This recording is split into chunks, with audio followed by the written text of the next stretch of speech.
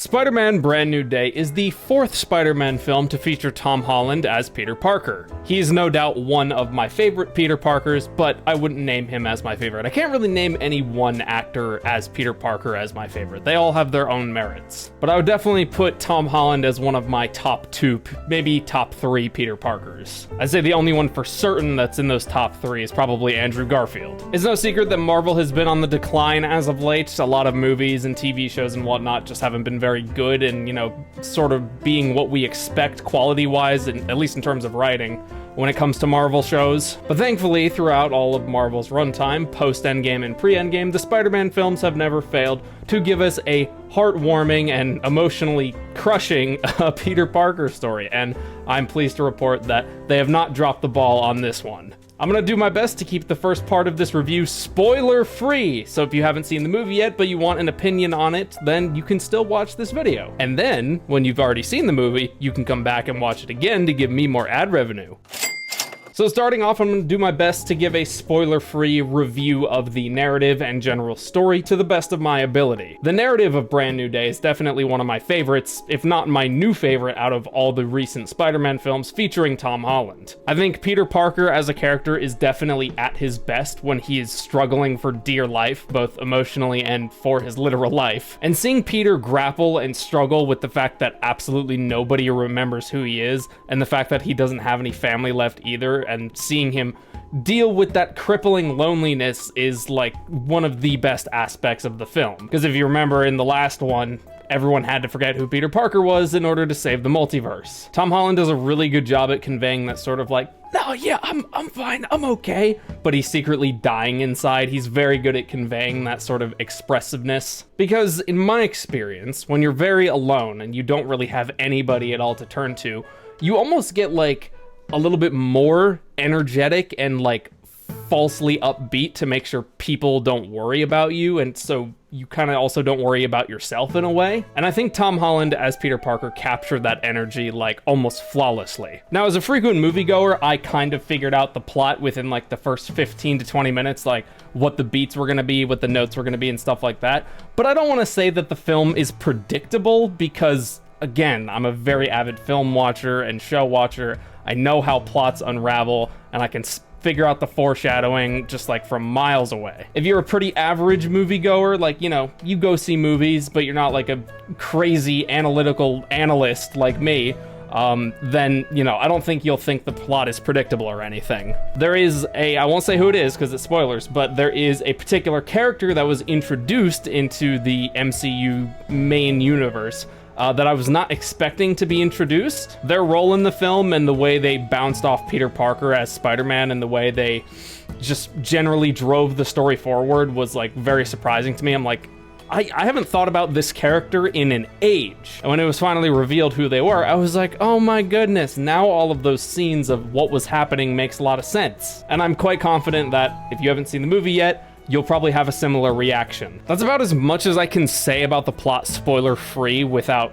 getting into spoiler territory, but don't leave just yet. I still have some other spoiler-free things I'd like to talk about in regards to this review. The cinematography and shots of Spidey slinging around New York and doing all these crazy things were absolutely phenomenal, as usual. I feel like there is almost no way to mess up Spider-Man swinging through New York. Like, if you mess that up, then like, how? And despite Peter Parker as a character being like basically an out-of-college student at this point, it's some of the shots and the way they're framed still kind of have that like high school-esque energy, which is very in line with Peter Parker as a character, and I quite liked that some of the cinematography and some of the way the shots were framed just kind of like meshed well with Peter Parker as a character and sort of helped enhance the energy. The CGI and the effects and whatnot were all like, very good. But, Marvel has an overinflated budget, so if the effects aren't good, then like, it's a bruh moment. Not that they're always off the hook or that I'd say all the effects are absolutely perfect.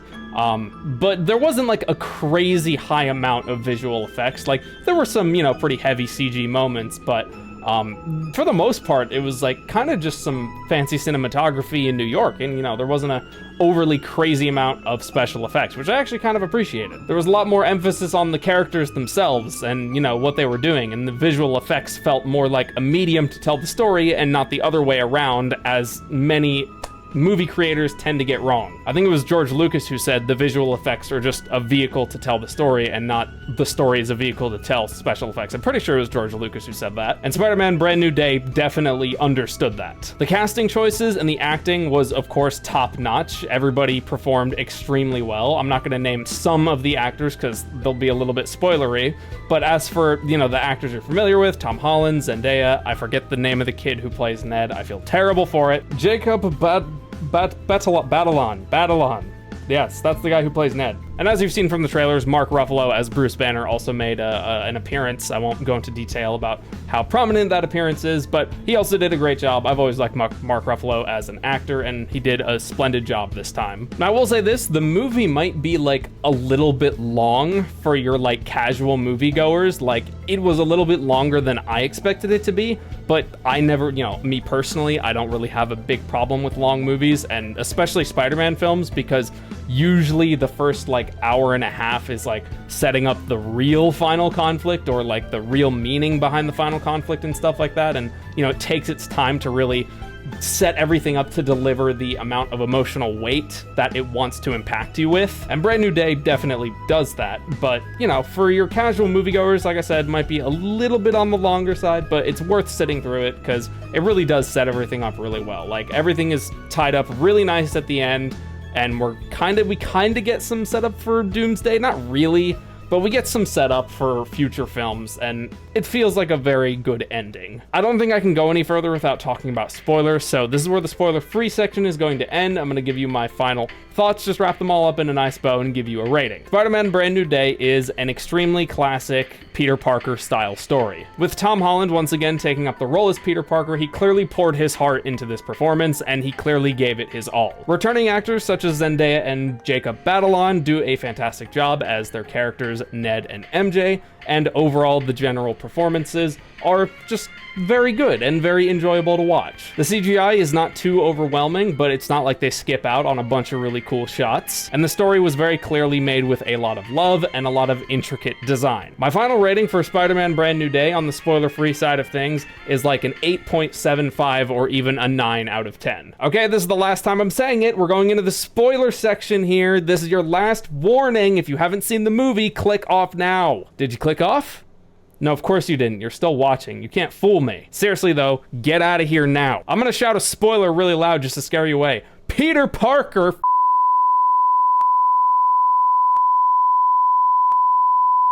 Okay, for real, it's spoiler time. The plot of Brand New Day was not at all what I expected it to be. I mean, I don't know what I was expecting. I never really know what exactly to expect going into the Spider-Man films. The only time I ever had a guess as to what might happen was it the second one that had Mysterio? Yeah, it was the second one. But like the first one and the third one and this one, I pretty much had no idea what the plot was going to be about. I just knew Bruce Banner was going to be involved somehow. Poor Peter Parker is all on his lonesome self, and he builds up over the course of like 4 years that friendly neighborhood Spider-Man reputation. And, you know, he goes around New York stopping villains like Scorpion and Tombstone and, you know, your average everyday thugs. And we have a nice little montage in the beginning to show us how Peter Parker became the Spider-Man we're mostly familiar with, but no one knows who he is. And all while he's doing it and living on his lonesome self, he's following Ned's Instagram and keeping up with him and MJ, and it's just like, damn, I feel so bad for this kid, man. He's been through too much. But you can tell from the very start of the film, Peter is going to sink very, very low this time, but you know when he gets back up, he's going to be basically unstoppable. And that is what I love about Peter Parker stories. He gets knocked down so hard and struggles so much,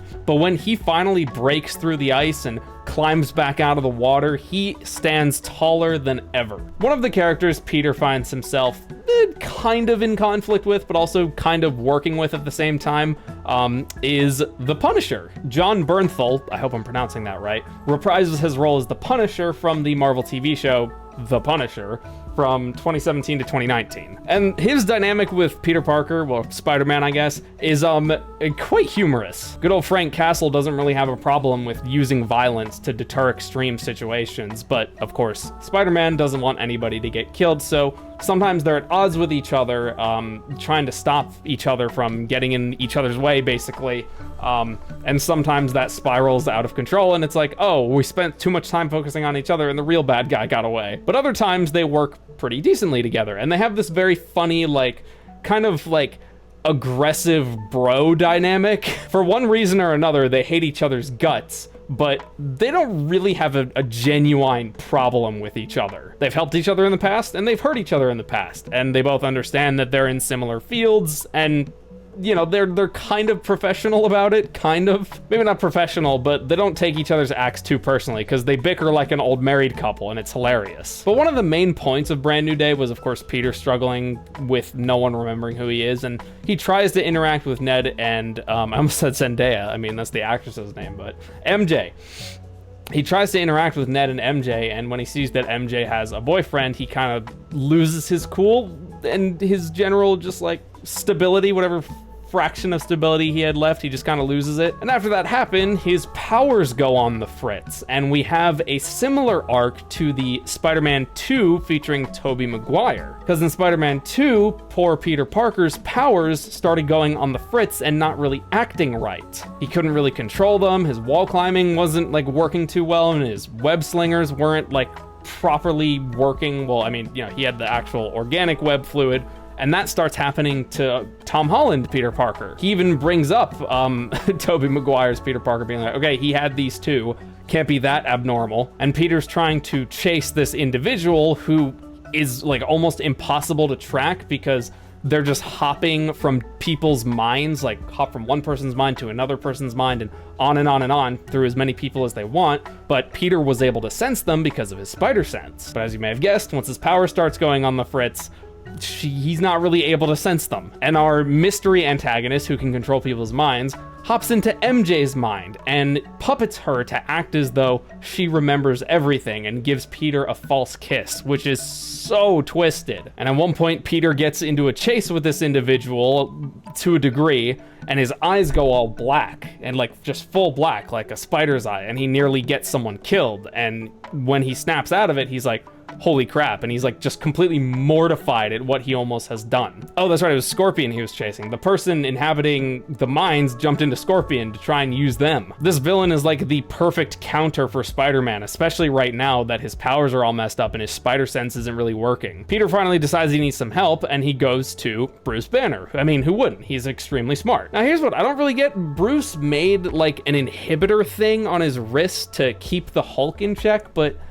didn't he already do that in Endgame? Now, I haven't watched all the shows, and I didn't watch She-Hulk because, well, I've watched plenty of reviews of it, and it was hot garbage. But was there some sort of point in the TV shows or another movie where Bruce and the Hulk working together just stopped, and the Hulk, you know, stopped sort of working with Bruce? Because he became Professor Hulk, but then that just sort of stopped. I don't know if it's like a retcon or whatever, but point is, Bruce made a little inhibitor thingy to keep the Hulk suppressed so he doesn't get anybody killed. And Peter slips into one of his lessons and actually asks some questions about like his inhibitor and like how it works and stuff, and they have a nice conversation about the theory of like, could you make a universal inhibitor? And it takes Bruce a surprisingly long time to figure out that, oh wait a minute, this kid is definitely not one of my students. But he's so enthralled with the conversation that his scientific brain just doesn't really seem to care for most of the time, which is very Bruce Banner. I liked that detail. So Peter makes a couple of test inhibitors for himself and eventually gets one working. All the while he's helping out damage control, like the damage control department,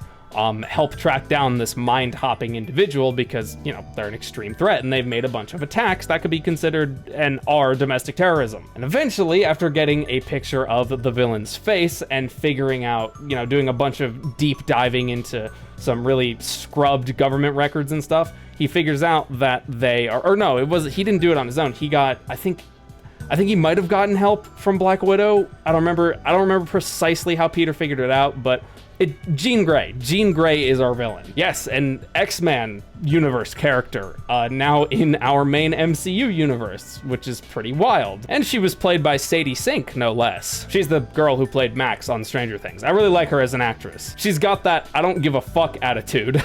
And I think she was quite a good choice for Jean Grey, if you ask me. Now, obviously, in a lot of X-Men stories, Jean either goes rogue, like when she teamed up with Magneto in the original X-Men films, or she loses control of her powers or whatever, and people end up getting hurt, and she's kind of a social outcast.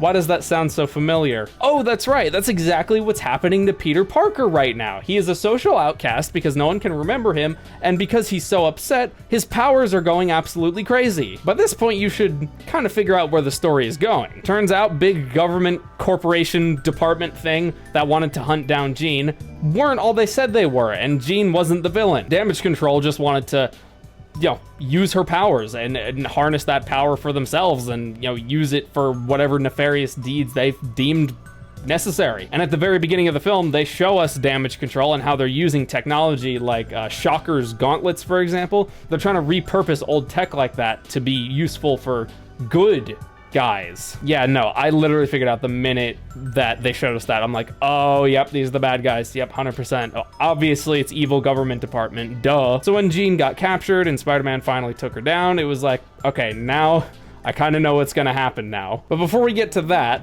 I want to talk about the aspects of Peter grappling with his past. The way they show Peter struggling with his loss of MJ and Ned is just like so heartbreaking. Like I said, that little intro montage showing us how he's constantly basically stalking their Instagrams and stuff.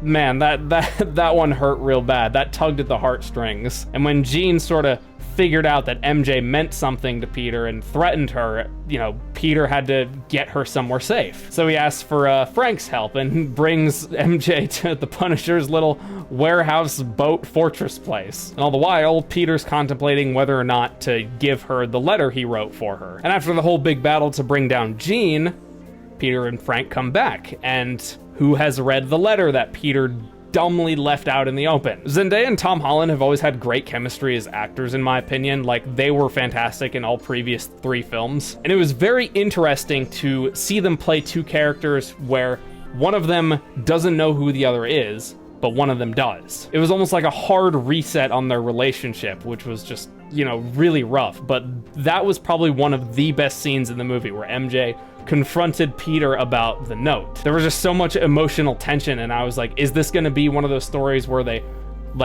pivot away from MJ and towards another romance interest for Peter, or is it gonna be one of those ones where, because they're both mature and responsible adults, they work and hash things out? And it's a little bit unclear at first, but they eventually work things out. Not that they get back together or anything, but MJ clearly sees that Peter is not a bad guy and he had no intention of deceiving her or lying to her or anything like that. And at one point, she invites Peter into her house to meet Ned, which was absolutely hilarious. Even though Ned doesn't remember Peter, he remembers how to be a bro with him. And even though he's freaking out, oh my god, it's Spider-Man, it's Spider-Man, it's Spider-Man, and he's freaking out about it at first, after presumed in universe, 10-20 minutes, they're hanging out like nothing has changed. Of course, many things have changed and you can still feel that, but showing that Ned and Peter's friendship was so strong before he got his memory wiped that even after the fact, they sort of know how to vibe with each other and generally can pick up each other's energy very easily. And I really like that. Very heartwarming stuff. And much like in the previous Spider-Man films, be it intentional or not, MJ is an absolute genius. She mentions how when Jean was in her head, she doesn't remember anything at all. Whereas the guy over at Damage Control was saying, oh yeah, when Jean goes into people's heads or whatever, sometimes there's some residual memory overlap from the two of them, where MJ was like, no, I don't remember anything. It was all instantaneous. And that was the minute Peter figured out he was being lied to. And I thought that was very clever because MJ had absolutely no intention of helping Peter or figuring that out, but she did anyway. And, in past films, she has, used her intellect to actually help Peter figure things out because she is a wicked smart character. So now, realizing the huge mistake he's made, Peter gears up to go free Jean from Damage Control, knowing, that they're basically gonna torture her to use her power. And then we get that trailer scene where he stretches before beating up the guards. Very Peter Parker. That is a very Peter Parker thing to do. Oh yeah, and Jean breaks out of the control of the Damage Control guys and her powers go absolutely ballistic, and she basically mind controls like everybody within a kilometer. It's some crazy stuff. The final action sequence is absolutely awesome. Jean is mind controlling these like ninjas called the Hand, and seeing Peter fight ninjas is just so awesome. And all throughout the battle, Jean is taunting Peter, as many villains or antagonists do. And she's gonna like kill the main guy who runs the damage control, and Peter wants to stop her because, you know, he knows deep down she is not a killer. But he's still trying to figure out who he is deep down, and after enough taunting from Jean, he figures it out. She asks him, "Are you Peter Parker or are you Spider-Man?" So of course, he rips off the inhibitor he made to suppress his powers from going crazy, and he says, "I'm both." Now, what's always made a lot of Spider-Man stories really good is that Peter doesn't win with violence a lot of the time. Now, sure, sometimes he does win with violence, only when it's absolutely necessary. Not necessarily killing people, but using force. But most of the time, Peter Parker wins his battles through either some great sacrifice or detriment to himself, or teaching someone else a lesson, or ensuring that those who've done real wrong are brought to justice. And I really love the ending of this film because it directly reflects X-Men Days of Future Past. Peter knows he can't beat Jean in a straight fight. Her psychic abilities are just way too strong. So he's like, "You want to go inside my head and rip me apart? Go ahead, take a look." And it's there that Jean finds a memory of Aunt May. And we see this memory earlier in the film, but here at the ending, instead of Peter Parker receiving Aunt May's advice, we see Jean standing and doing the same motions and saying the same things that Peter was. And in X-Men Days of Future Past, young Charles Xavier projects his mind into the future to talk to his older self. And it's very, very similar to that. And I really like that. And unsurprisingly, Aunt May's advice to, well, Peter, but Jean in this scenario, helps her feel better and helps her just feel better about the entire situation and calm down. And then Peter appears in the memory room and they have a talk, and Jean expresses how she's just completely alone. And Peter's like, "No, you're not, because you got me now." And it seems like everything's gonna be, you know, all well and good, because that's how Spider-Man stories usually end, except they don't. Because Jean has everybody within about a kilometer-mile radius in a psychic snare,